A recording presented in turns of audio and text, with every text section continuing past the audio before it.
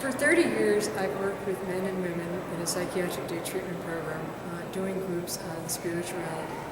And when these groups started, they were somewhat revolutionary in the mental health context, because prior to the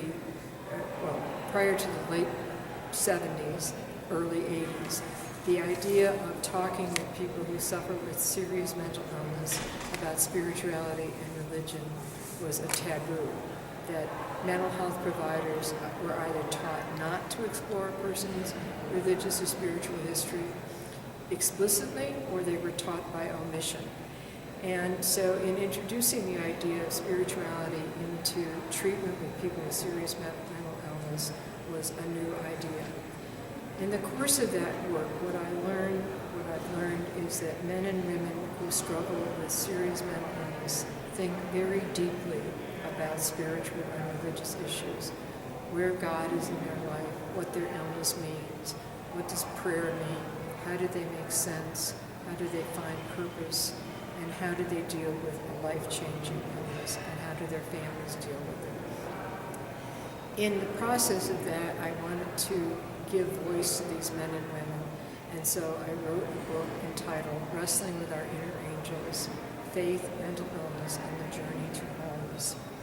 That book and my work in being invited to NAMI conferences, both nationally and statewide, has only highlighted for me the importance of addressing this issue with men and women who suffer with serious mental illness.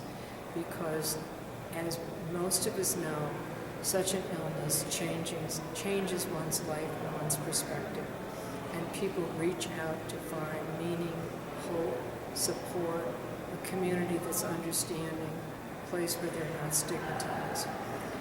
Currently, I'm involved in doing a presentation here in Helena on addictions and mental disorders. Again, an attempt to teach mental health providers how to address the religious and spiritual needs of patients.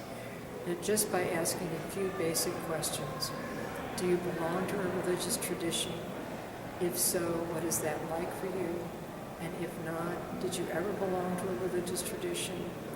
And if you didn't, do you have a spiritual practice or spiritual beliefs that help you cope? Because in the face of illness, we all reach out for places that will give us hope, that offers an opportunity for community support, and that enable us to find ways of coping. So, my hope is that mental health professionals will learn how to address these issues and become comfortable with them, and that consumers will be more willing to say to their providers, this is an important part of my life. I want this to be addressed in my treatment. I want to be able to talk about this because we have so much we can learn from each other.